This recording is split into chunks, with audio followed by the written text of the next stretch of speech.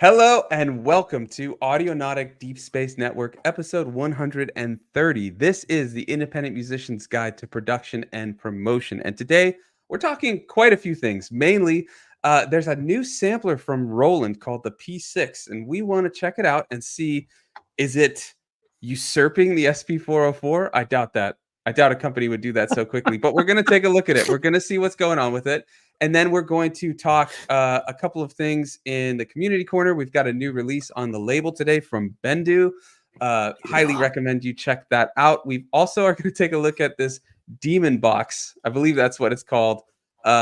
Pretty crazy. Turns electromagnetic sounds into music. So we want to talk like, is there some use to this? Like, this is an interesting concept, but we want to discuss kind of beyond that, like where we can take it. What is it about turning sounds and things into, or turning these things into sounds and stuff like that? And then finally in the round robin, this was brought to us during our community radio show, Beyond Genre. We're going to talk community and different ways to celebrate music given the social media and all this stuff, because everything now is promotion, content, branding. But how can we celebrate music, the art form? My name is Sunwarper, and with me today is Eon Lake. I saw that smile. I couldn't help it. What's going on, Eon Lake? I drew you in. Yeah. What's going on? What is going on? I often wonder. I'm okay. I'm good. I'm happy to be here. And I've just been fiddling around with new toys all week. So the same ones from last week, I hope. Oh, yeah. Yeah, okay. You had me worried a little while to get the hang of the beetle crab tempera. That's fun, that is. Yeah, you were jazzed up about that one. As well as like granular ambient stuff. The first thing I got out of it was a load of beats, load of distorted beats, which was fun. Are you running things into it and then it modulates the sound that comes through, or does it have sound? Yeah, it's got a USB connection, and then you can put it into SD card mode where it just mounts the SD card to your computer. So if you've got a USB connection already, it just appears like a drive. So if I'm using Ableton and I create something I like, I could just quickly bounce that out, slap it on the SD card, and load it into the sound canvas and start messing around with it. So it's quite good for that, sampling what you're working on as you're working on it and mangling it and putting it back into the project and going in circles, iterative processes. So yeah, I've been disappearing up my own backside this week, basically. There we go. That works. That's what we need to do. How about you, dude? Wow. You've been eking out some time to be creative. No, not so much. Not so much. I did find a little time to plug in the little ARIA, mini lab or whatever, into the laptop, and I made a couple of loops and stuff. But that's about it for the music making. I did the old synth you haven't used in ages. Not the micro brute. That thing's still somewhere lost in that metal thing over there. No. I think it's the mini lab. The little like. Oh, you've got the control keyboard, haven't you? Yeah. So that's a lifesaver for in the house and stuff. So I connected that to Logic for iPad, and I made some like just what I really want to work on right now is when it comes to songs, rather than just like always the same loops and stuff. I really want to have like a chorus chord progression, a verse chord progression, kind of like change the dynamics and doing interesting little work between, like, okay, if this part starts with this chord from the chord scale or whatever, I want to do like, the third for this, or just kind of like, I just want to work on a little more of the like theory aspect when I'm creating. Just mean like using a passing note in between, sort of like the end of a verse into a chorus, so it musically goes into it rather exactly yeah, this bit starts. But not only that, also having the verse chord progression be different from like the chorus chord progression, because typically I like to just kind of keep building on the same idea. But I really want, for the album I'm working on, which who knows when that's going to come out and stuff, but I'm trying to do more vocals and all that type of stuff, and just like more, I don't know how to describe it, but like not pop or anything, but like more song structure of like the music I listened to growing up, like verse, chorus, verse, this type of stuff, rather than just building on the loops and that like electronic type of style and stuff. So just kind of, I want to do something different, work on the movement of the track, and then like finding the ways that I can naturally go from oh, this chord progression, how can I, instead of just it being this stark transition to another chord progression, how can I kind of transition into that at the end of a verse, or things like that. Musical segues. Segues, yes. We love our segues here. Yeah. So when I can get it to music, and that's what I've been doing. And then I did that sample challenge, our sample challenge, which we'll talk about. I still have to finish it because I ran out of time because I had to do the radio show on Saturday. But I was doing it live. It was like, I'm going to add a lead. And then I looked and it was like 10 minutes before the show. It was like, I'm not going to add a lead. We're going to call it right here. See you later. So that was interesting. And then I'm like rushing to get over there because that was the only time I could get everything done. But it was fun. It was cool to work just with samples and try to make one shots out of everything to like create a track. Yeah. And like Bendu says, I want to say hi to everybody in the chat before I intro my Audionaut co-pilot. But Bendu says more parts, songs, not tracks. Yeah.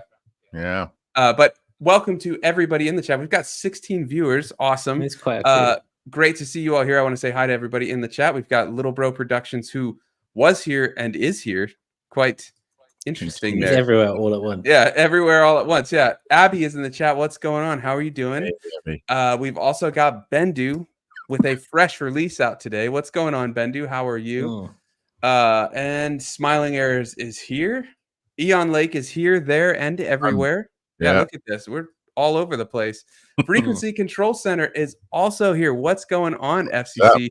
He just posted his sample challenge. I still have to finish mine to post it, but yeah, we saw that. We see you. And he posted some more drum and bass in the works in progress, which I'm just digging. But yeah, the Discord's open. All link is in the description. You can hang out, get feedback on tracks. We talk gear, all that type of stuff. But we're going to move over to gear in just a second. But I want to hear what's going on with my Audionaut co-pilot, Curtis. I'm here. I'm just about awake, similar to you in that regard. It's it's good, man. It's been a week of I've been doing the challenge, Discord challenge. I was going to say the questions get harder, Curtis. What have I been doing? No, I've been doing that all week, and it's been a massively fun game of what can I create just by using Ableton and nothing but Ableton. So I've been using specifically just the laptop, just the MacBook, and these, and making beats on the bus, on the tram, during meetings, and just coming back to that kind of how can I do stuff when I've just got the DAW and I don't have any of this gear, no ability to play anything really, just keying stuff in. And yeah, it's been a trip in that regard. It's quite fun. I listened to FCC's just before we went live because he posted it about half an hour before we went live, and it's dope as anything. FCC has again created a very FCC track with the samples that we put in there, and it starts. That's when it starts, right? A week before we have our listening party, that's when the hype starts to come in. People start trickling their songs through, and it gets you all hyped and excited for what is to come. The listening party is this time next week. Well, an hour earlier than the show next week. And it's these kind of next 6-7 days or so when people start trickling them through, you kind of get to see the blossoming of the community coming together. It's like a calling, it's like a calling, like the maypole's up maypole is up, and then people can't start flocking around it. It's an exciting time to be part of the Audionautic community in that regard. Yeah, it's always cool. And I'm debating, do I want to wait and listen to them with fresh ears in the listening party? Because usually I listen first, but like I kind of want to just hear them. You do what? What, Eon Lake? You do what? Well, I have to curate it all and make sure it's like, because I used to have to download them and all that stuff, but now we just put them all in the discussions channel. It's just nice and easy. Sounds like a lot of fancy excuses for having a maybe. I've disappointed Eon Lake, and you know what? That makes me happy. Well, there we go. In the name of things that make you happy, brother, there is a fantastic little sampler that is brand new out last week. That's right. It was, the P6 from Roland. It's a collaboration between Roland and ARIA. ARIA, another company, right? I think they own Roland. It's Roland. AIRA. It's kind of like a product suite. The more affordable stuff. The more affordable stuff, perhaps more portable stuff. At least that's what I mentally associate it with. It's a brand they own.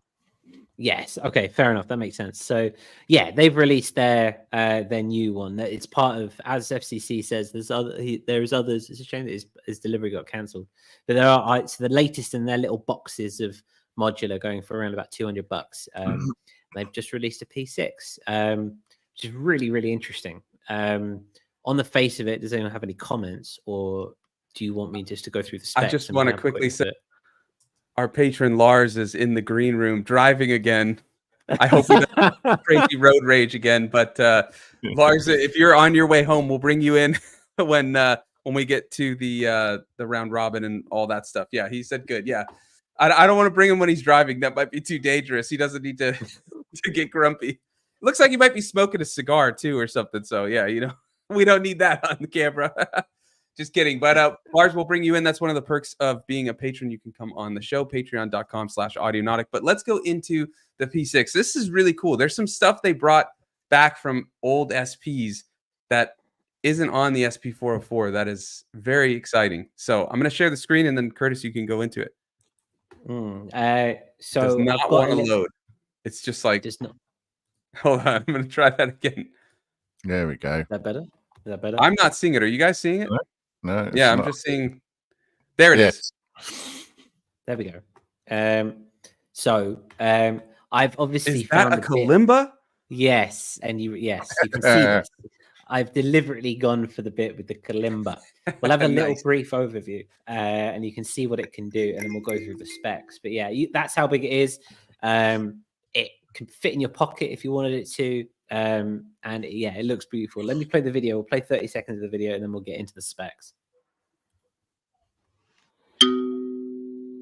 When playing the sample back on the keyboard, try polyphonic mode for playing and sequencing chords. Additional settings allow for applying the lo-fi effect and setting up loop, reverse, and alternate loop playback.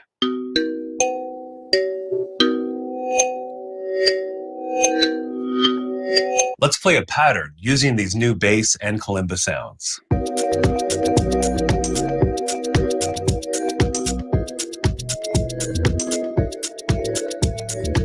The chop parameter can be used on any sample, and we'll slice it up into even chops anywhere.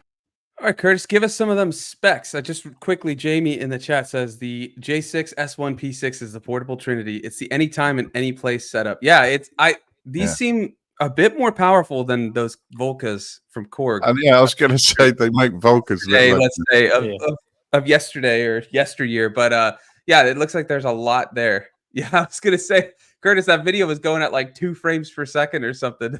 There we go. Wow. It's intentionally lo-fi. Definitely. Well, yes, it is. It does. You'll go into the specs and the lo-fi-ness of it later on, but it does have a built-in mic along with analog inputs, and you can also take in audio from a USB-C from a smartphone, which allows for chopping, triggering, and combining the samples together. It has a granular sound design in there as well, which allows you to take it and then really destroy it, including detuning, grain, shaping, and speeding for complex sonic features. There is a 64-step sequencer in there, with advanced features such as motion recording, probability, micro timing, and real-time playback manipulation. There is multi-effects involved in there as well, including a vinyl simulator, lo-fi, and phaser, plus dedicated delay and reverb. And like we say, it has complete connectivity with USB-C and MIDI, and you can connect it to your computer, to your phone, and other ARIA devices in that regard as well. It looks like a bit of a powerhouse in that regard. Yeah, good. It's got a lot of interesting similarities with the SP as well, like the effects, the vinyl simulator, lo-fi, all that stuff. But something interesting is the dedicated delay and reverb. That's a nice little difference from the SP. But I mean, I was being a bit what's it called? Joking around when I said, is it going to usurp the SP? Because it definitely is not. I mean, it's much smaller. It's a lot less memory, storage space, all that kind of stuff. 5.9 seconds per sample at 44.1 in mono. Up to 48 samples can be stored. But what I find fascinating, Curtis, do you mind just finding a picture that I can share up on the screen while I discuss this? What I find really fascinating is they brought something back that was awesome on the older SPs, like the 202, and I believe the 303 had this too, where there's actually 4 sample rates you can record at. Now, this allows obviously for you to have longer sample recordings because they take up less space, but it adds a lot of really interesting sonic characteristics in that lowering of sample rate and stuff like that. So you can go, you can extend sample time and do 4 different sample rates. So there's the 44.1, there's 11.8 seconds at 22.05, there's 17.8 seconds at 14.7, and then 23.7 seconds at 11.025. And that's all mono. If you do want to do stereo sampling, which it can do, the sample time is halved. And then the overall storage, it looks like, I don't know, it's around 10 to 25 MB, but I don't have the exact specs. But I really like that they brought this back. I wish the SP404 Mark II had those different sample rates. You can kind of get away with doing similar things by using the bit crusher and the lo-fi setting, which it looks like this also has a lo-fi, the similar or same lo-fi effect. But I really like that for sound design. And that's why I was kind of saying, I don't think it replaces the SP, but I think it works as, if you have the flexible budget and stuff like that, a bit of an accessory to the SP that you can kind of get that like old school sampling rates and stuff like that, and then throw it into the SP and have the longer sample times, the bigger sequencer, you know, all that type of stuff, more effects and all of that. But yeah, I think it works best as like an accessory. It's not some little 404 killer, but it's also it seems like a great little ideation. Like you can start on that anywhere because it's much smaller than the SP or even a DAW or, you know, laptop. And then you can bring it into your laptop or your DAW-less gear or the SP and like get going from there. Ian, like what are your thoughts on this? Wow.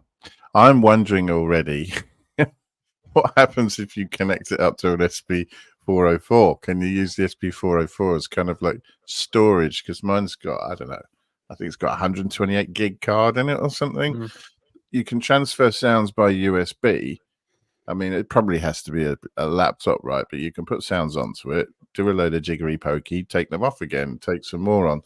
And I'm just thinking I'm using that little thing to fill up each of the 16 pads on the SP with loops, and then start constructing something bigger on there, just moving from a little sampler to a bigger one.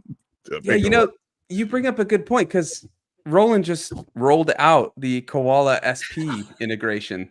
Where you can control each of them together at the same time, and like Koala becomes hardware connected to the SP. It is USB, the P6, so it'd be really cool to see if you could control it beyond just like MIDI sync. If you could actually have some sort, and it might exist. I just didn't see it in anything I was looking at.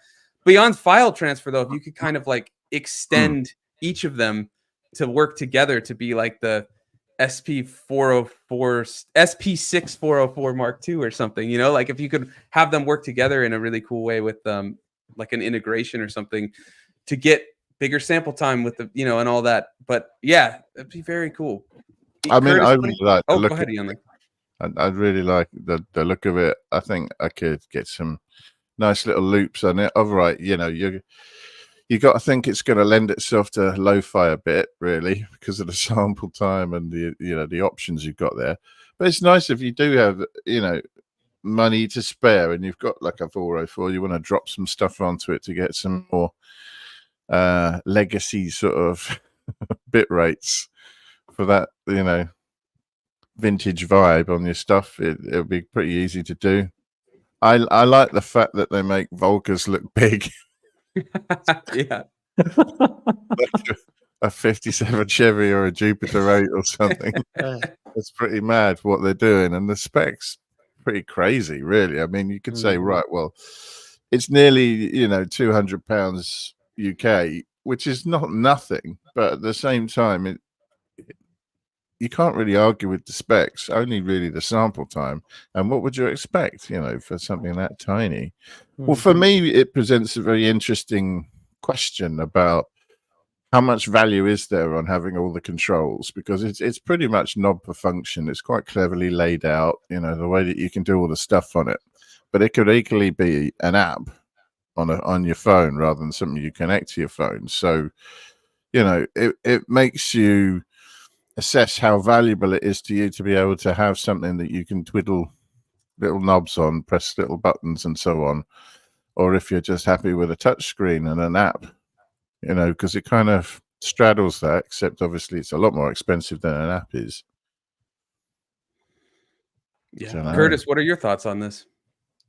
I mean, irregardless of how it intertwines with, say, the SP404 or Koala sample, not that it's not valid, but just as a standalone unit for where it is, I think it's an absolute powerhouse. And for the price of like say $200, £190 ish, it's an absolute steal in that regard. And if you look at it within the context of the rest of the ARIA stuff, right? Okay, so we were talking about this we were saying that, okay, it's their more affordable stuff, but it's not just that, it's compact. It can be taken places. One of the massive barriers to electronic music being considered as viable in inverted commas as, say, you know, singer-songwriter in the pub or a covers band or something like that, is the accessibility and the ability to take the gear to different places and play your songs again. But this allows that to come through. You know, a 64-step sequencer with micro timing involved in that as well is quite a consistent and quite a significant step forward into the portability game. And, you know, it's not like the SP404 isn't that, but it takes it one step further in that regard. If you can fit everything in a backpack, you're golden. Yeah, but there are some concessions due to the size, which is a good transition anyways, because we've got some chat comments about it. Roman says, how are songs saved? And I don't believe songs can be saved. And then as Cresshead says, there's no projects, no library, it's global. So you get the, 48, up to 48 samples can be stored, and then you've got the sequencer, but it really kind of seems like a dedicated single song per session or, you know, idea, whatever have you. And that's, I think, the biggest drawback to it. Like if you're looking to use this as a sort of performance tool or something, that's going to be a bit of a stopping point or a block right there. So yeah. Yes, you're right in that regard. The ability to create things on the fly at the same time is something that I think a lot of loopers and a lot of live musicians kind of go for. You know, that rocking up in the park, making some sounds on the fly and then making a beat from that and performing over the top, like Mark Rabile, for example. These things are becoming more popular in that sense. Yeah, actually turning that into a deliberate positive. It's a bit like the Euro rack thing, really, where, you know, you pull the cables out and switch stuff off. You're never getting that sound back. You know, you've either got to record it or move on with your life, which is a drawback. There's no two ways about it if you're planning on doing anything else. But I guess it depends, you know, what use you would have for it if you did consider it. Yeah, that's what I was going to say, because, you know, the SP404, if you're coming from that workflow, it can be built to perform on it in myriad of like ways. You know, you could do multiple patterns and play different tracks as patterns. You could do one shots that you just play full songs and do effects on top of and stuff. So if you're going into it with this idea that it can be that type of performance tool or something, it's not. I think it works best as a sound design and like song, like beat making device. But yeah, I guess you could extend it to live workflow. Everybody can find ways to make anything work for whatever you're doing. If, you know, you figure out a way that it works. But yeah, it would definitely be like building single tracks using the samples, and then you'd have to like undo the pattern or whatever. But I think it's just important to note that these are kind of like the pros, the cons, the where it's at is just what it is. Yeah. Makes sense in that regard. Is there anything more on that? No, I think it looks really sick. I'd love to get one at some point for sure. It would be fun. Even if it's as a first end sampler or something like that, it's highly accessible in terms of the pricing. If you look at the SP404, we talked about this it's a fantastic unparalleled sequencer. Sampler in that regard, absolutely unparalleled.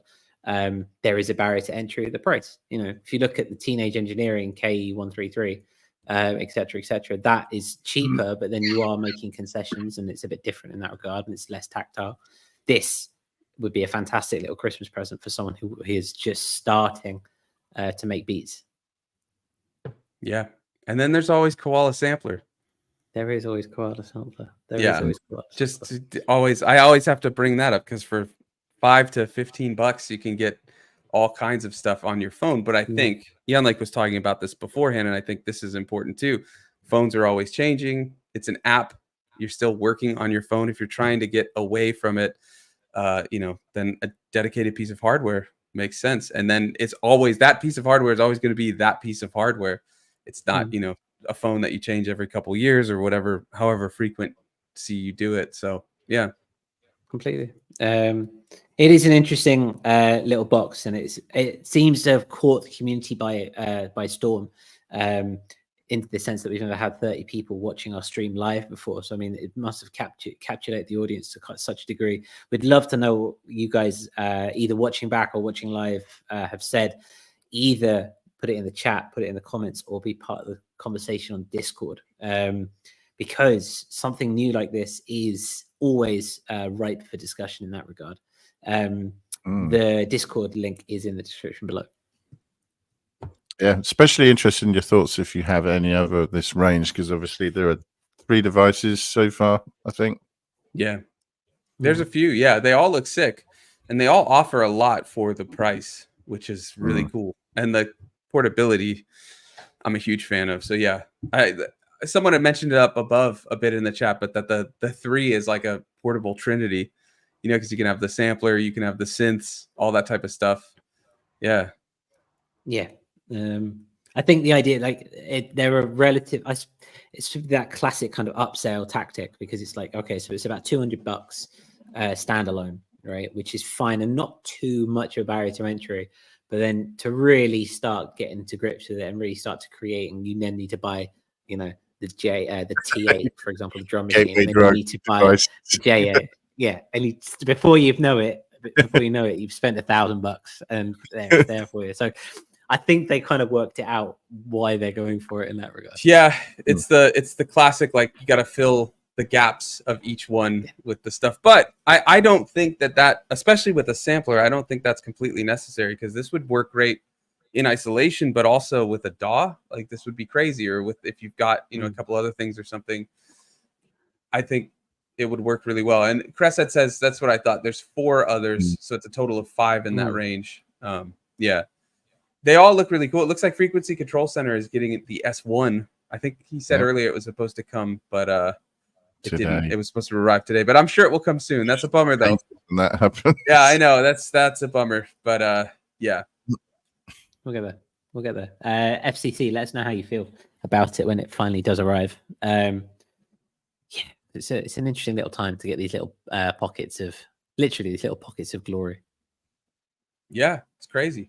I haven't seen anywhere out in the wild, though. It'll be funny the first time you see somebody with a little brightly coloured, black top Roland thing sitting there, sitting on a train or something. Making beats. I know what you're doing. Yeah. Nice. Very much so.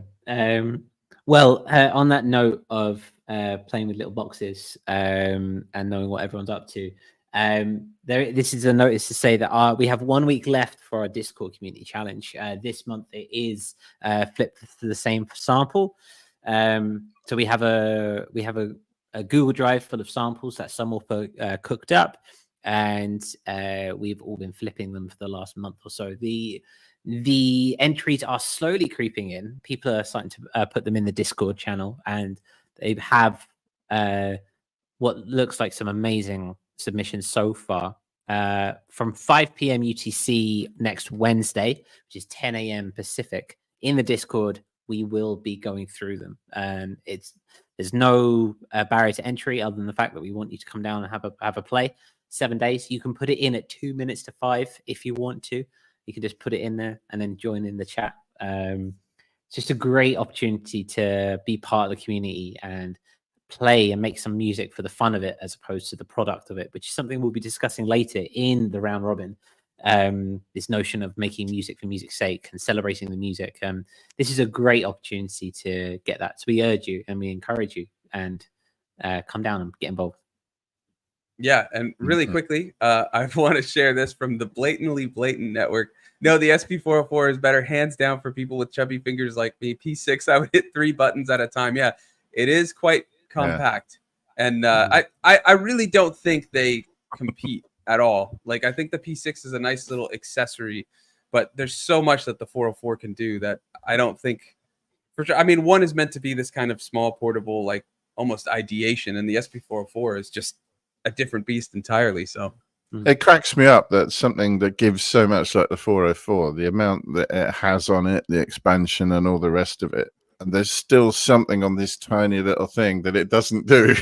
I know that's the one thing that I'm like, oh, and I don't know if they could ever do that in a firmware update. Maybe they could, where you can do the different sample rates. I would love to see that, because that's like SP history with the different sample rates on the 202, and I think even the 404 OG and SX had you could do the like the lo-fi setting, which I think would do a lower sample rate. But yeah, it'd be cool to see that put in there. You can kind of get away with like using Crusher to emulate it a little, but it's not the same. But yeah. From there, Curtis, what do we have next? Just a little thank you, a little PSA from our end. Continuing this notion of last week we started our own Kickstarter, or our own crowdfunder is probably a better phrase for that, where we have opted to try and bring our physical manufacturing in-house and start manufacturing our own CDs. Previously, we were running through Kunaki, the print-on-demand factory based in Nevada, America. I think they're based there. But they shut up shop, or they stopped shipping internationally, which has created problems for us on users. Last week, we explained all this. We went down. You can watch last week's video for the details. But we have worked out that for $350, we can start printing our own CDs in-house right here and ship them out, make more personal, more quality, more high-end, more personal physical merchandise for our artists that release on the label. So thank you ever so much for those who have donated, made a pledge on Patreon, or given us some money on our PayPal. It means the world. So thank you ever so much for that. We really appreciate it. Our goal is $350, and we've got $290 to go, and that's only in 1 week, and that's lovely. And so we couldn't do this without our community. And so yeah, thank you ever so much for your support in that regard. Yeah, it means the world. You can head to the link in the description if you want to check it out, and if you want to help support the show in general, patreon.com/Audionautic. You get a whole ton of extras, early access to the record label releases, and channels on the Discord. But next up, let's move over to this Demonbox. So this turns electromagnetic sound into music. So this is completely different from the P6, but it's just crazy. So let's check it out, and then I'll talk a little bit about it. Okay, you got it playing? There we go.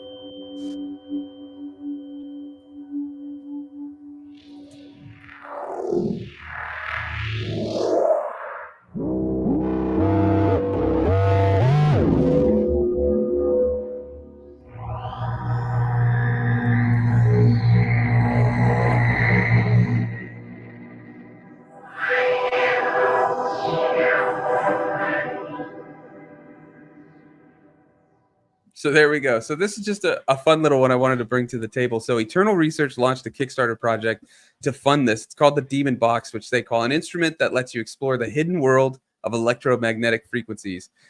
They add, with the Demonbox, you can use any object emitting electromagnetic waves to create unique sounds. By isolating these waves from ambient noise, you'll experience the subtle dynamics of magnetic waves without the distraction of background sounds. And what you thought might be one sound could sound entirely different. For instance, listen to the sound of the chainsaw made in our Kickstarter video. So yeah, I mean, it's really a random little box. I'm not, when I say I don't know what use it has, I don't mean it in that way, but I think it's got a very like niche usage. But is this something that interests you? Like the idea of capturing these random sounds seems pretty fun for sampling, and then throwing it into like the 404, you could use chromatic mode and make like a synth out of it in the poly. So there's a lot there. But yeah, what do you think about this, Ian? Like, I just want to hear everybody's take on this, because I think it's really cool. You want one? Yeah, that doesn't surprise me. Yeah, why wouldn't that be fun? The hidden world of electromagnetic fields. Yeah. Yes, please. Yeah. So totally. what would you do with it? That's what I want to hear What from wouldn't I people, do with it? from I'd be everybody. going all around the house. I'd be really annoying, you know. And then what would I do with it? I'd have to go out in the garden, out in the street. You know, street lamps. What do they sound like? You know, it's just. I think the possibilities. It would take you a while to get through them all, and yeah, I mean, Chris had saying in the chat, how much does it cost? I think that's Let's a see. very important Kickstarter. question. Yeah, that is a good point. $5.50? Kickstarter. Serious goal or not? Because it certainly looks like fun. And Well, anyone $5.50. who's using a chainsaw as an example, I mean, you know, they're on my level definitely. Okay, so it looks like it's about $5.49 for the early bird, which is all done already. It looks like $5.99 for the Kickstarter pricing, and it looks like they had a goal of $9,997, and they're at $90,432. So I think it's going to get made. It's going to get made, yeah. And they come 10 times. That's brilliant. Good for them. Yeah. I think it's a bit pricey for me, but man, does it appeal? Absolutely. I don't have £500 lying around spare or more. But man, that looks fun.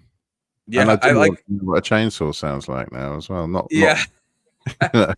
Frequency Control Center in the chat says, "What the hell was that theremin for the modern world?" Yeah.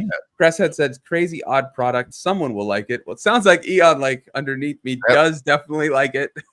Smiling says, "Theremin after puberty. I want one." Exactly. Yeah, I thought this would be right up Bendu's alley. He says, "Field recording from another dimension." Exactly. Definitely. FCC is still on the drum and bass. It's just in his brain. Crazy drum and bass with that thing. Yeah, for sure. Survey Channel says, legit can't find the aforementioned Kickstarter link. I'm going to put it in the chat here. I have. It's there. Oh, you got it? Okay, you threw it in the chat. Okay. It's already in the chat. Curtis, so it's there. Along by the fact that electromagnetic fields seem to sound quite good, which is lucky.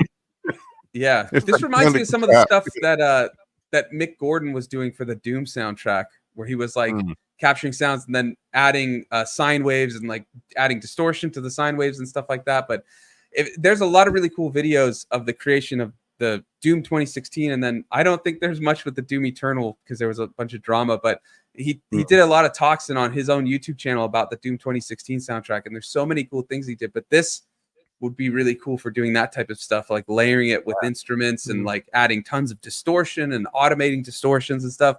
It's really cool. That's why I don't mean to say like, is it useful? I wanted to hear everybody's kind of like take on it. Curtis, we haven't heard from you yet. What do you think?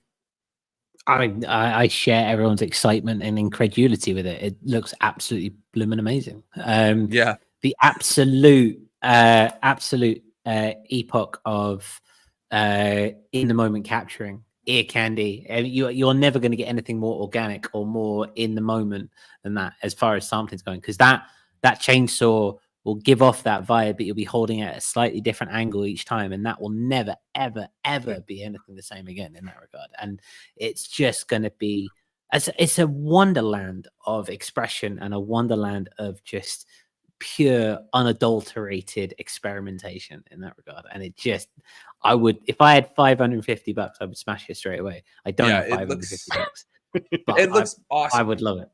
Yeah, it looks awesome for sound design. And you throw that, like I was saying, like I would love to use that with the SP for some videos on my channel to like just see what I could do with the chromatic mode on that, and then try and chop it up to make some like percussive sounds out of it.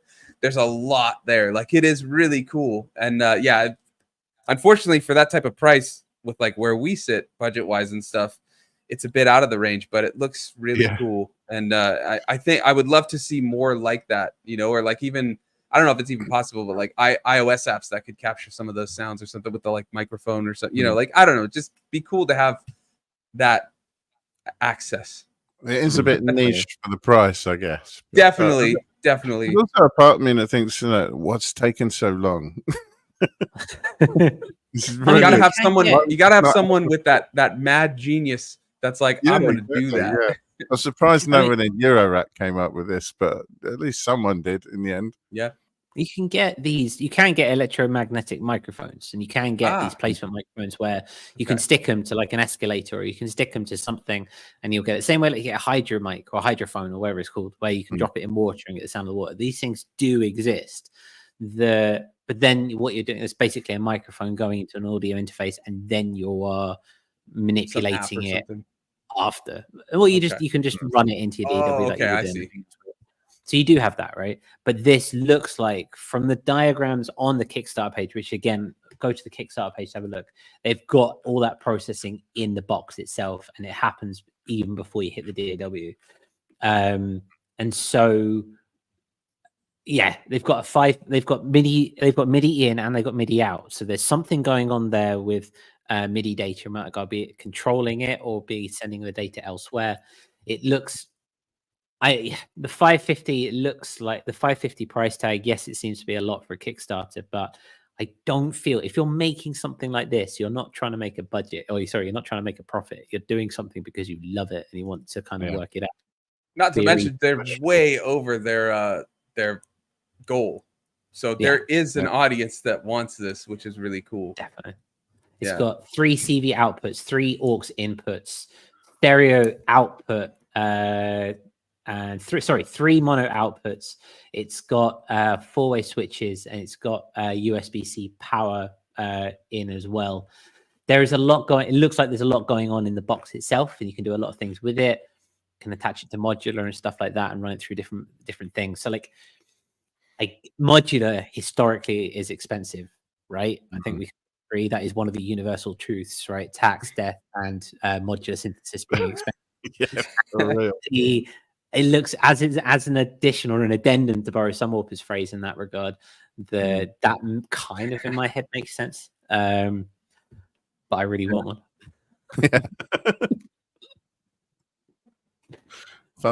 Fun. 3 mono outs. Yeah, I was wondering that as well. It's like, for what? You know, X, Y, X, Y, Z. I don't know. It's got everything you need and then some. So that's what it is. And also, you know, if it puts out different sounds on different outputs, how does that lend itself to like spatial mixing and surround and stuff like that? Yeah, I'd love to find out. Oh, that'd be great, wouldn't it? If you are watching Eternal Research, if you happen to be watching this episode, if you happen to have tuned in or seen the tag that we put in the comment, we love this weird gear stuff, and we would love to demo it and shout it from the rooftops. Just saying, just putting it out there. Do with that information as you will. Yeah, moving on from there, we do have a round robin coming up, so I'll bring Lars in just a second. But there's a new release out today over on the Audionautic Records, and we want to welcome a new label mate, Bendu, and we'll have an interview with Bendu next week. We had to pre-record it. Unfortunately, his work schedule doesn't work with when we go live, so it's going to be a premiere during the ADSN time. So 11 a.m. Pacific, we'll be doing a premiere. So we'll all be in the chat. Ben will be in the chat if you have questions and stuff. But the video is pre-recorded, unlike most ADSNs. It was the best way we could make it work.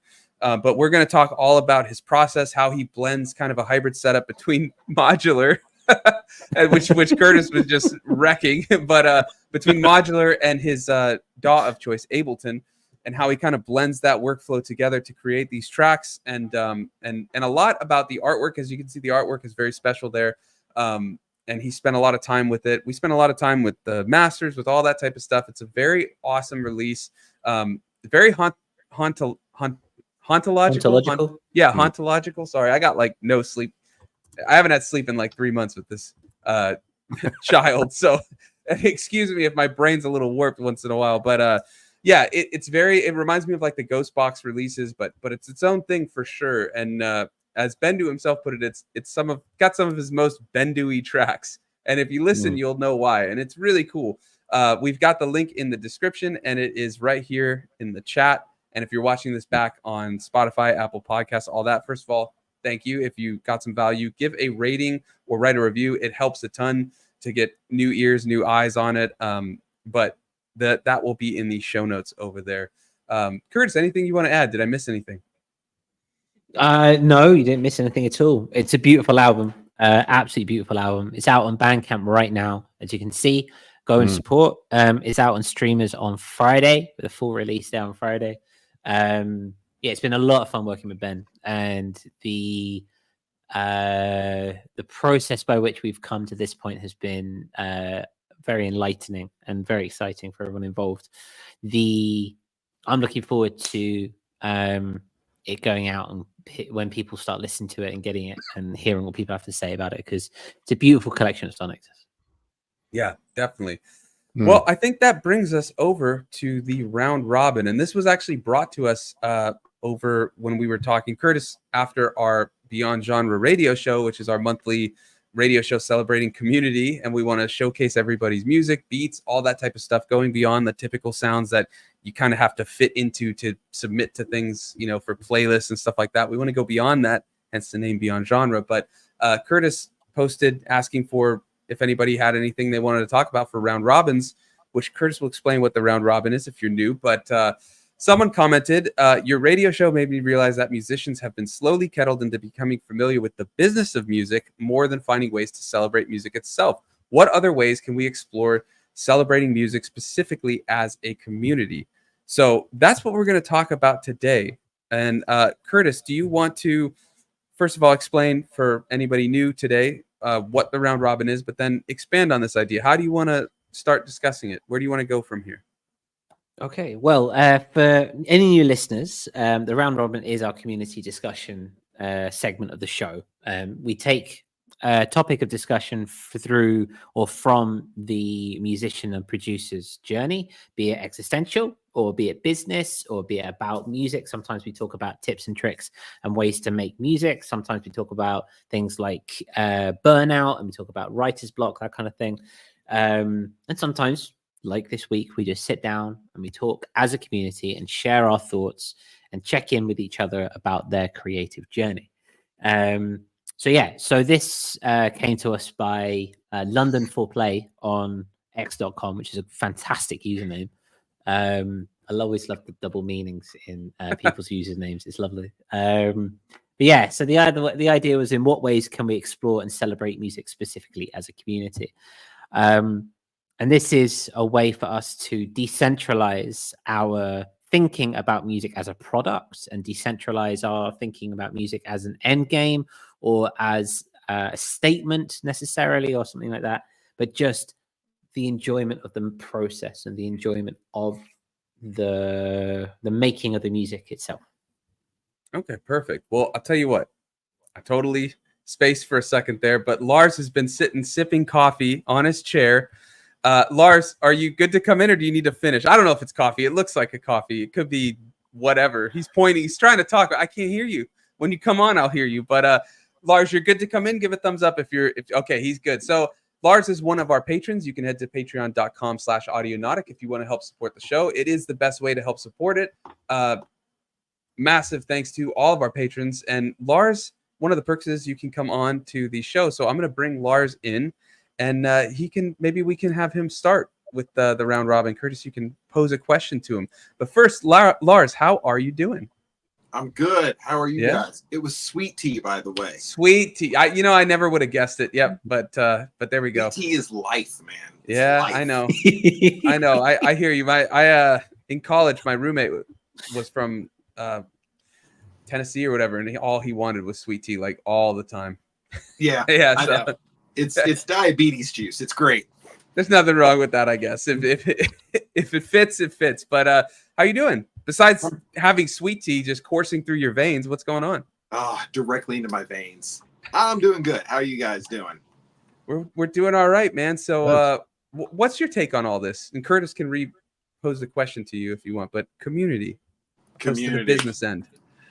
Like going on the internet now. If you try to go on like any like music circles on any social media site, the first thing you get is people trying to sell you promotion all the time, nonstop.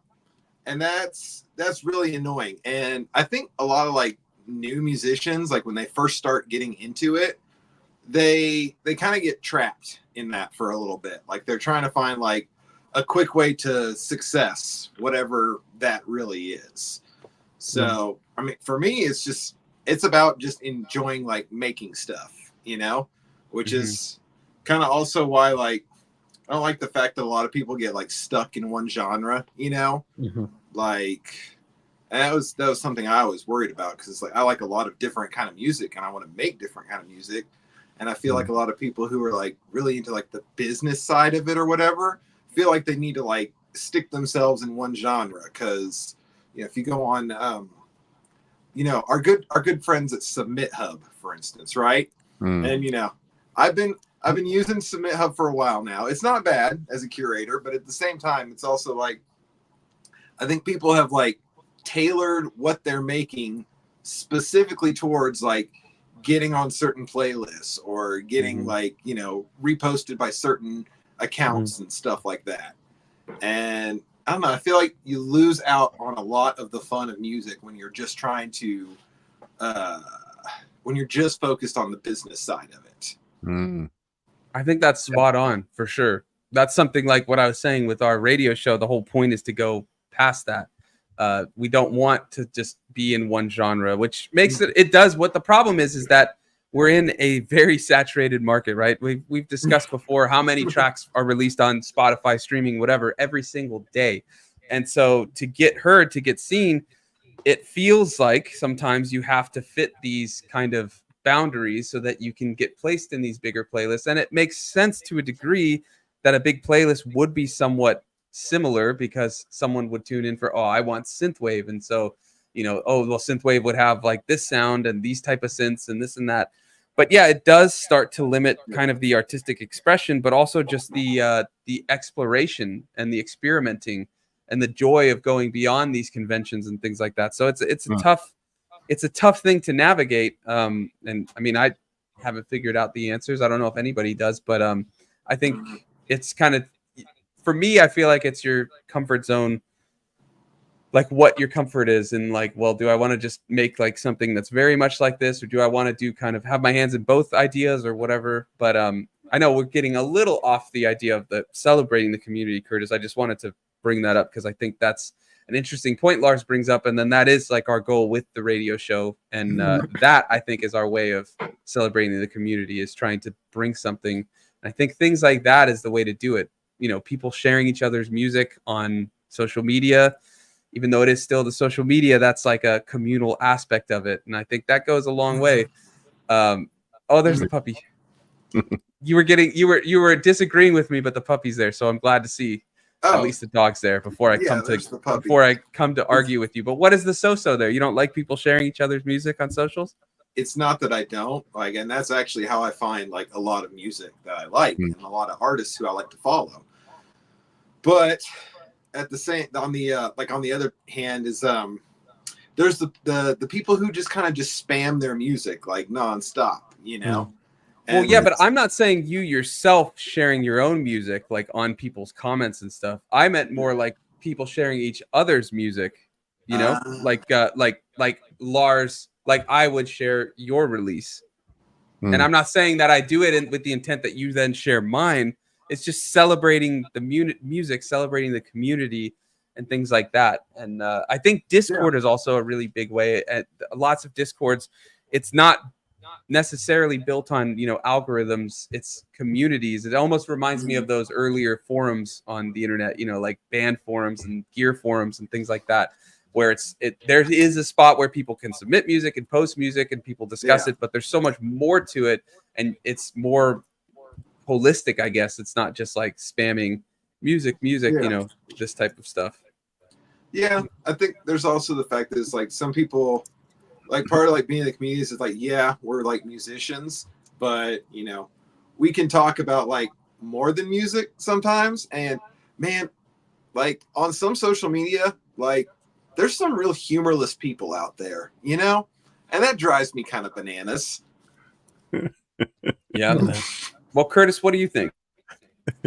I think while yes, there is a lot of competitiveness and there is a lot of driving to create a product over an artistic integrity, for example, while that is at the forefront, because that is very clickbaity and it creates rage and it creates comments and it kind of feeds itself in that regard, whereas a supportive community is less shouty in that regard. So like again, Cresthead puts it in the comments. HWJ Hardware Jams is a great community. They're very supportive of one another. The name escapes me now. Atlas Castle's name escapes me. Help me. Atlas Castle's label. Petite Victory Collective, for example. Again, very supportive, and they have a monthly podcast and things like that. You know. And you know, our community, the Audionautic community, we're always lifting each other up, and we do that. We're all a bit more shy, not shy, but we're all less active on social media. I hear what Lars is saying, and I agree. It boils my blood, and you know, many banana has been squished as a result of my fury of seeing this on social media, but you also buy into that notion of, you know, the comments pick that up and they kind of feed themselves in that own regard. When it comes to the community and when it comes to celebrating the music as a community, what I love to see, and I'm seeing more and more often, is people putting their works in progress up on our Discord, for example, where they're being vulnerable. It's not a full mix. Usually, especially producers at the beginning of the journey are a bit more like, you know, it's mix 17.4 hi-hats lower kind of situation, you know, and, you know, that, you know, and it triple check in with only the closest people to make sure that everything's fine. When in reality, it's fine.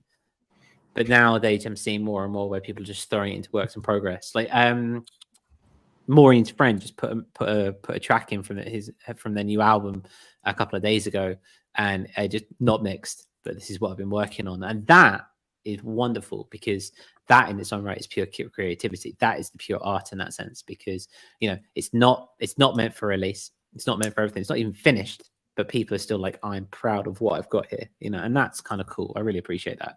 Yeah, one other thing too I want to add, just going off of what Cresthead was saying, I love, beyond the works in progress, I love these challenges. Like, we're doing a monthly challenge, and we do, you know, sample flips and all that, but DiBiase has sample challenges every week or every 2 weeks. He's a beat maker, and it's awesome that, you know, he listens through, he does it on a live stream like what we do and stuff like that, and it really builds the community. And I like the quick turnarounds. Like right now, we're still doing it once a month, so we give people a month, but I really like those weekly, kind of like what Cresthead was saying with was it Hardware Jams and stuff, like weekly ones where you don't get bogged down in the, I need to make this perfect, I need, you know, you're just making a jam and then you share it. And for me, doing that the last 2-3 years has really helped me get over kind of that perfectionism of like, let me just keep sitting with this track and going for it and all of that. So yeah, I really like these challenges in the communities, and then you come together as a community and everybody's listening and giving feedback and building everybody up with like, oh, that was awesome, how'd you do that? And I really like that aspect as well, because it's real time and it's very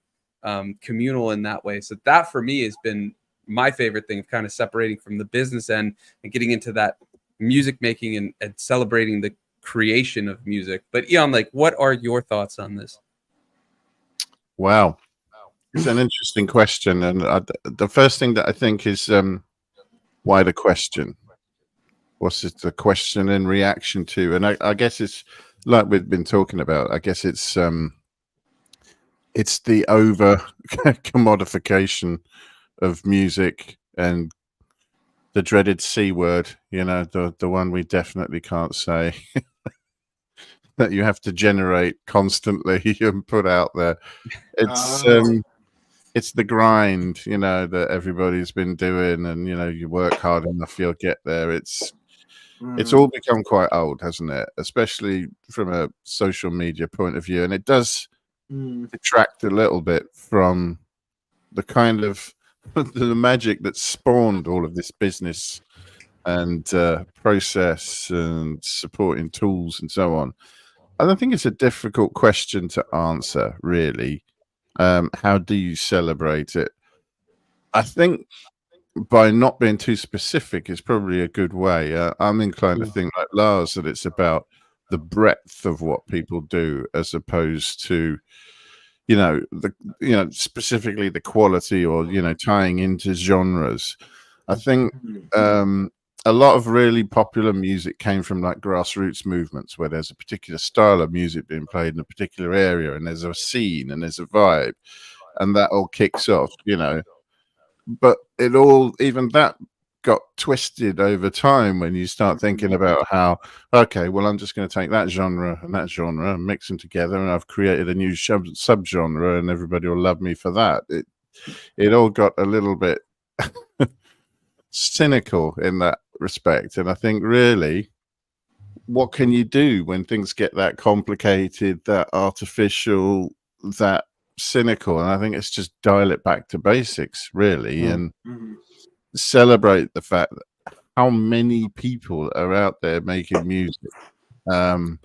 When it comes to promoting people and promoting other people's work, I'm happy to do it because I know a ton of people, loads of people who all make really good stuff. I don't have to tell any lies or anything. I can say, go listen to this, it's brilliant, because that's my honest opinion. And it's never been easy to do stuff like that. But I think really, even that, we only really become powerful when we get together. And when you get a lot of people who are interested in something to do it all in one place. So I think, you know, live stuff is a way to go, because really that's where the buzz starts a lot of the time. So I think things like electronic music open mic events are good. Labels that put on gigs are better, especially when it's like as many different artists as possible, because I don't know any labels that have got more than one person that does music of a particular type. All right, there's certain electronic genres, but everyone has got their own thing, you know, some more than others, if I'm honest. Some people are very, very original and easy to spot when you hear them. But I think, you know, I think putting compilations out from communities like ours, making and doing the radio show that you guys are doing, so that people get to hear music that isn't necessarily based around a particular genre or anything like that. It's just celebrating the fact that people get together and make music. I think anything that brings musicians together to collaborate as well, like the hardware jams, things like that. If you can actually get people to start collaborating long distance, like you guys, that's how you started off. I think all of these things help, but I think ultimately there is no one answer to any of this, but it's the human stuff and the things that people get most excited about that are going to yield the most benefits when it comes to celebrating what it is that you love about being involved in music in any way and making music. And also that it's a good question. It's a hard question, but I also think it's a sort of question that you need to ask yourself on a regular basis, rather than, you know, just think about it once and forget. Because, you know, we've spoken many times about how the only constant is change, and the landscape's always changing for us, and we've got new challenges and so on. And really, you need to keep an open mind. You need to seek these things out. You need to support what you love in life if you want it to continue to exist. You need to get involved as much as you can. It's Yeah. true. I mean, Go ahead, Curtis.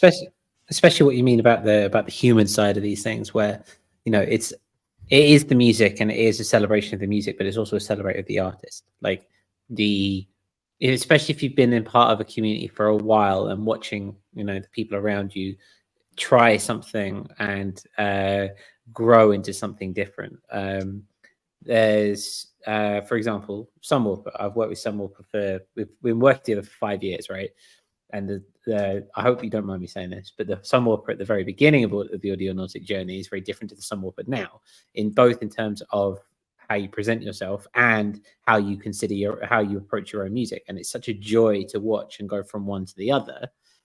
And you're not only invested in the music at that stage, you're invested in that particular artist's growth. So when we create a new Sunwalker release, it's not just about the music, it's about the statement about where that actor is or where that musician is at that point in time, you know. And another example, FCC has has been massively, as far as I'm concerned, in my conversations with FCC, has been into rave and into drum and bass for a long time, and now he's dipping his toes into making drum and bass of his own, which is a massive step for someone in that regard. And it's just beautiful to get invested in not just the music, but the artistry behind the music and what they're doing. Yeah, definitely. I think you're spot on with that. And that's like, there's so many different facets to this conversation, because there's the community, there's building authentic fans and community compared to like playlists. You know, we talked about submitting to playlists and all that. Yeah, it's very samey type songs and stuff, but playlists aren't going to net you long-term fans. They're going to net you listens, and then when you're off that playlist, you're not going to get those listeners typically, because they're using it for, like, especially like study beats. They throw it on, they never look at the artist typically. They just want that sound so they can do their, you know, it's a soundtrack to or backing music for it. So yeah, that's kind of a whole other conversation, but it is an offshoot of this, like building community, building fans compared to inactive listeners and stuff like that. I just want to share a couple of bits from the chat, and then I think we can call it there, unless Lars, you might have more to say. Let me just read a few things from the chat. You look like you're just ready to say something. So no, it's because of what Curtis brought up with like you in your early days. I remember like finding you on the internet in your early days. You still had like the baby face and everything going on. Yeah, pre-beard. Yeah, I gotta shave it. I haven't shaved my beard in a while, so I might be due for it. No, just trim it down. You're fine. Get some beard oil. It smells like, you know, rosemary or whatever. There you go. Let me real quick read. Where was it? Something. This is what I was talking about those challenges, really helping to push through kind of like these ideas we have and just get things done quicker. Cresset says, I've gone from working on a track for 6 weeks to 2 days. Really cool. And I still try and do songs. So my production has really ramped up. That's awesome. I feel the exact same way, for sure. Very cool. There was one other chat I saw. Oh yeah, Smiling Air says Audionautic Gig Night. We've been trying to figure out the logistics of like live streaming like sets from people and stuff. So that's something we're still looking into. For now, we're doing those challenges, and then we have the listening parties where we come together on our Discord, listen to everybody's track submissions, and I love those because we get to really ask everybody like, how'd you do this or how'd you do that, and it's really been helpful in learning different things, you know, different techniques maybe I never would think of. And then also just like when we do a specific challenge, like what's everyone's takeaway from it? Like when we did the track in 60 minutes, it was really interesting to hear, like you had to make the whole track in 60 minutes. So what was everyone's takeaway? Like, did you feel you got the essential parts? Did you feel like it was missing stuff? You know, was it really anxiety inducing, or did it, you know, let you know like, oh, I can finish things, maybe not in 60 minutes, but I definitely can do it faster than what I usually do or something. So yeah, if you want to check out our challenges every month, they're in the Discord, linked in the description and in the show notes for those on Apple and Spotify. But I think with that, that's probably a pretty good place to end it. Unless anybody, if you need to raise your hand, Eon Lake, if you have more to say, Lars, I know Eon Lake's usually just like, with more. Lars, I was sitting there thinking, how long did I go on for this time? I really need a stopwatch so I can just hit it. Yeah, Lars, anything else you want to add? No, I just like what Curtis said about it. It's just like you start following an artist like over several years, and you see like how they change and what they do differently. And you know, there's some artists who is like I've really seen like a lot of change, and there's some artists that I used to follow and they just fell off out of nowhere, which is really, really disappointing. I can think of like 2 or 3 off the top of my head. It was like they started making music and I found them. I was like, oh, this is awesome. This is awesome. And now it's just, they're just gone. I have no idea what happened to these people. Yeah. They got lost in the woods or something, trying to find inspiration. Yeah. I think that's Wonder if they're missed as well. Yeah. Right.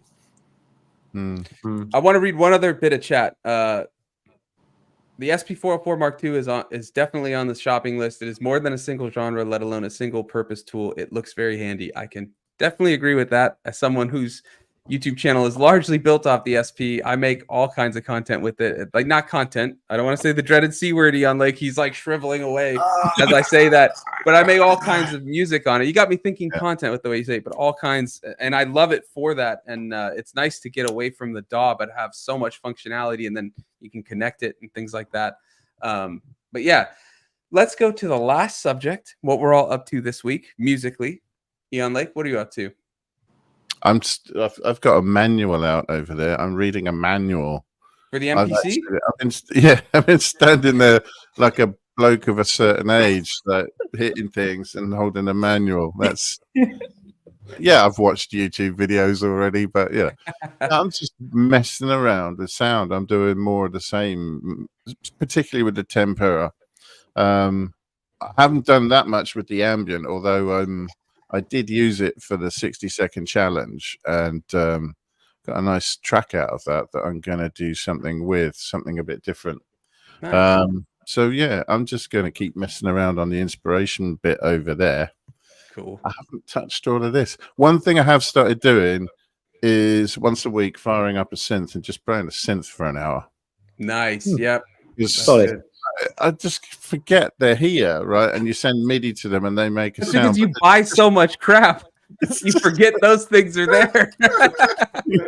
Just the joy of sitting down with an instrument and then like playing the instrument for a bit with no necessary. I'm not writing a patch. I'm not writing a track. I'm just playing it for the sake of playing it, getting used to it, rediscovering the joy of, gear that I've got and playing a keyboard, rather than just forever sending MIDI to stuff. Yep. That's what I'm going to be doing. Nice. And Lars, what about you? So most of my weekend is going to be taken up with my daughter's birthday, but I have been able to, like what Eon Lake was saying, basically just like pick up a synth and just kind of play it for a little bit, get used to it, which in fact I have recently been loving playing this old thing. Nice. A lot of keys. Yes. It was cool because I went to the thrift store and I finally found a Casio that has MIDI in and out. Nice. Yeah. That's fantastic. Yes. So that thing's been a lot of fun. Very good for that like synthwave, vaporwave kind of junk. But yeah, aside from that, I'm also going to try and get out and try and print some J cards this weekend. But I'm probably not going to get to it because I didn't get to it last weekend either. That's all right. I'm super organized. I promise. We'll get there. You'll get there one day. You'll get there one day. Don't worry about it. Before I ask Curtis, though, I want to read a few bits of chat. Crescent says, I have a 404 Mark II. It's feature rich, but hard work learning all the shortcuts. Just saying. You're right. It's some of the shortcuts with all the updates they've been thrown in take a lot. I made a cheat sheet for that exact purpose that I refer to, and I have it like handy. But once it clicks, it definitely clicks. Like I can move through that thing really fast now, but it took a lot of time and a lot of learning it. Also, this is back to the idea of community. I just wanted to discuss that this is what I love about our community, but communities in general like this, opposed to like social media.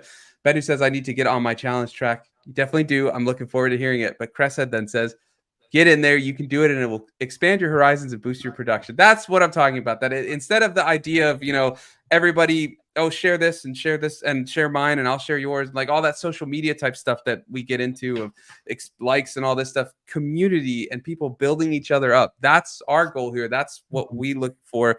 And it's great to see in real time right there. But yeah, that's what I love about like Discords and things like that. It's much more of that hopeful and building up compared to like social media type of stuff. And also Smiling Ears is this week up to finishing the challenge. It's going to get very out there. That doesn't surprise me, Smiling Ears. Curtis, what are you up to this week? Well, I've got to finish my challenge track. Again, looking at the whole hyperpop vibe, it's a bit trippy in that regard. It's great. It's great to explore. I'll let you guys decide if it's going to be a great song, but it's fun to be playing with it.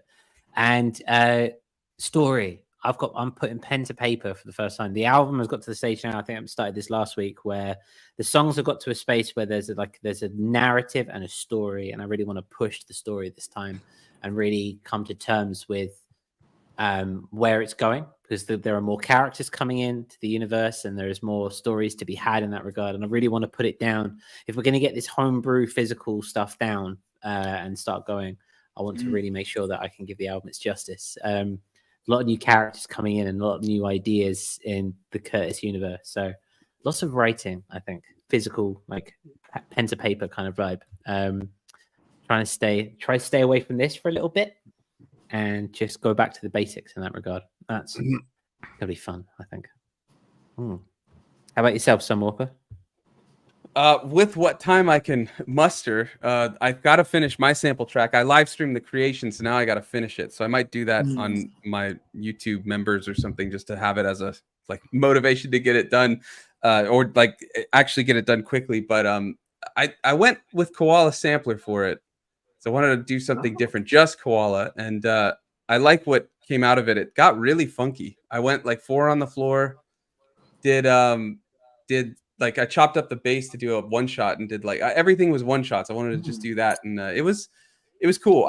I need, now that I don't have the pressure of like, oh, another thing's gonna happen and I need to get off to do that. I want to add some like sounds or something, but that is one thing. And then Digitact video out tomorrow, making beats with that, because I love using the sample rate reduction and the bit crush on it, which I feel like is kind of underrated for people. Like what I see, it's usually 4 on the floors and techno and stuff for the Digitact, but like throwing samples in and really gritting it up with the LFOs on the pitch, the sample rate reductions, that gets nice and gritty. So I did some like boom bap with that. It was really cool. But yeah, that, and then working in the DAW, finishing or starting the idea of an album, because I'm going for the vocals. Wait, and all that type you of have stuff. Concepts of an album? Yeah. Yeah. Yeah, I have this idea that I want to do, but I never have the time to do it. So I'm trying to just like find little pockets to get in there and make it. No, but yeah, I feel that so hard. Yeah, because I'm trying to, like I was saying at the start of the episode, like I'm trying to do vocals on this one and like songs with like verse, chorus, verse, but also fit into like kind of the genres I typically work with and stuff, and still have the ambient bits and all that. So it's like I'm still kind of figuring out where I want to go with it. So wait, are we going to hear you sing? You already can. On this album, though? No, yeah, on this album, but on previous albums too. Oh. You could, my track Farther has vocals. That's like voice, like singing. But then Our View from Space has me doing like vocal, like choral hums and stuff. But Farther is like straight verse, chorus, verse, all that. Lots of backing vocals as well. Yeah. Oh, that's true. I do like doing layers, man. I do like doing layers. That's good. You know, it's just nicely structured, nicely tracked. Really takes too long. But that's what I want to try to not do that with this. Like we're talking with the challenges and stuff, like get less time consuming. Picky. Yeah, get less picky. Yeah. Yeah, no, I know what you mean. It's very easy, especially with DAWs. Like you can just kind of nitpick over every little thing. Like I remember one of my very first mistakes was I spent like an hour trying to fix like this one note that sounded just a little too off. And then by the time I finished, it's like, oh, this sounds like shit. And I went back to the original. Yeah. The other way I do it to get away from the DAW, though, is like I'll start with the DAWless rig and then just throw every stem or use Overbridge to get every stem and then build it out. And then I can make changes and stuff. So that's kind of a little workaround, but you still are stuck staring at a screen. So I don't know. I'm trying, like, my idea is I probably want to do like 10 or 12 songs and I want like 6 to 8 to have vocals, and then the other ones I want to be more of the like DAWless boom bap beats and like house, synthwave, whatever have you, but like more of the built on the DAWless, fixed up in the DAW and stuff. So yeah, it'll be interesting. I don't know how it'll turn out, but I like that excitement of the not knowing and just like experimenting, because it's like I'm not worrying about monthly releases. I'm not worrying about any of that. This is like art for the art's sake, and then I have like my YouTube channel and stuff for just like having fun making beats, doing all that. And I'm experimenting with this delineation of like the album is going to be the album, you know? Yeah. So that I actually have a question on that. So I remember a while back you were trying the monthly release thing, like through the streamers and stuff. Did you actually get like any like traction off that? Did it work out well for you, or? Well, the ones that work are the ones that are closer in genre to things that like synthwave or straight ambient. Oh. So the ones that aren't are just going to kind of go, and like the core listeners will listen, but they're not going to get on many playlists and stuff like that. My best performing ones are synthwave and then like ambient guitar tracks. Oh, okay. Neatly categorizable. Got it. Exactly. So Yeah. but I don't make it to do that. It just happens. Like I play guitar. I like doing these little ambient things. I've found a few playlists that it happens to fit well in, and if one fits, it gets in, and then it does well. But I mean, if you look at like my releases, I don't base it on like, oh, can I get on this playlist? It's just like whatever I feel like, and if it happens to kind of fit, then I'll submit it to people and be like, hey, does this fit? You know. But I don't know. We're in an interesting time because Bandcamp is not good for monthly releases, right? Because that's people that want to support you. They want to buy it. And so it's like something special. So an album, an EP, something physical, which we have that whole Project Homebrew to try and get that. And then Spotify and streaming likes these consistencies. But then like I just got hit with another bot playlist ad. Again? Like unbeknownst to me, another track was added for a day or two. And like I hit up Spotify and told them and stuff. And they're way less helpful now because I think they're trying to buck the, like, put it on the artist. If you go on their help page, it's just like, did you use playlist promotion? It's like, no, I've never promoted I've never paid anyone. I never will. But it's like, they're just like throwing it on the artist. Like they're just blaming the artist. So that's why I'm like, okay, album. And I'm going to just like do what I want, focus on what I want. And then like the YouTube is there for the consistency and not just like in terms of content, right? To scare Eon, like, but like, beat making reps, like to keep making music every month, every week, to like keep working those, keep playing synths, keep working those muscles and fire the neurons of making beats. And then long term, I can sit at the DAW-less desk, whatever have you, and make the tracks and just do whatever I want to do with it. And then like when it's a piece of like art, I can release it when it's like finished. Yeah, I think that's fair. Yeah. I think a two-prong approach. Working for you, Mark. We did that. We did a round robin around that, or a marketing minute back in the day, around putting your releases in certain places and frequency depending on the platform. And maybe there's a further discussion to be had at some point in another show and kind of pick that one back up again. It's crazy with all this like fake, like the bot playlists and stuff, and then like it's so frustrating. So I'm like, okay. And then, of course, it's your fault. It's not Spotify, the multi-billion-dollar company's fault. Yeah. It's your fault. Yeah. Hang on. You got to remember that if you're a multinational conglomerate and you have lots of money, you can never be held accountable, and you shouldn't have to. Right. You're a corporation. You have no body to imprison. What's the point of spending all that money if you've got to be accountable? For anybody that does get added unbeknownst to them to one of these playlists, just at least to have the receipts, message Spotify support, and then you may even want to message your distributor after you message them. But for sure, message Spotify and just say like, this doesn't look right. And they'll probably be like, did you use any playlist promotion? It's like, no, it's all like they said, but whatever. But just have the receipts of saying, hey, this looks suspicious. Take this off. All that, and at least that's the way to go to it right now. But yeah, it was funny. We talked about this issue and how Submit Hub did a live stream talking about it in last week's episode, and then like right after last week's episode, I saw, oh, there's some fake streams going on. I better report that. Oh, we got cat cam. Oh, I missed it because I was talking. Yeah. I was gonna add. We've got. I made a little. This when the cat cam comes on, but I'm too late, so it makes no sense now. But that's all right. I got to make a dog one too whenever Lars is on. But so just that's if anybody does get hit with this, you can hit us up on the Discord. We can walk you through talking to support and stuff. But with that, anything else, anybody, or shall we call this a day? There's the puppy. Say hi, puppy. Hey, yeah. Say hi, Sasha. Okay. All right, we'll call it there though. Curtis, anything you want to add? No, just thank you ever so much for people. There's still 18 people here after an hour and 23 minutes, and that's just mind-boggling. And so thank you ever so much for coming in, for getting involved in the chat, for being part of this community. It's wonderful to have you people here, and we hope that you have found some form of enjoyment and some nugget of information to take away for it. Yeah, and let us know your thoughts on the P6, on that Demonbox. We want to hear. You can put it in the comments. Let us know, what do you think what's the place, what's the purpose of the P6? Is it something that fits your workflow? Is it something you would use on its own? Anything like that? Very curious, because I think we're all pretty intrigued by it, and we all kind of have different ways we can look at this. Crescent says, is this every Wednesday? We go live every Wednesday at 11 a.m. Pacific. So when this started, that's the time.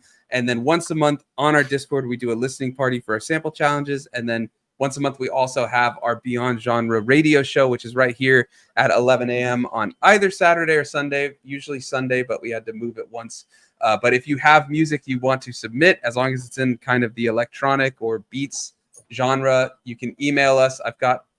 Where is it? You can email us at audionauticsounds@gmail.com or post it in the Discord.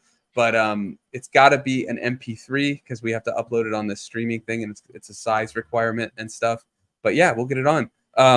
With that, we're going to call it. We will be back next week. Let me get that banner off, though. And one last comment from FCC. Great show, guys. See you all next week. Yes. And we'll see you with that listening party because I know you already put your track up, which is awesome. So from there, we'll call it. We'll be back next week. And thanks for watching, and we'll see you next time.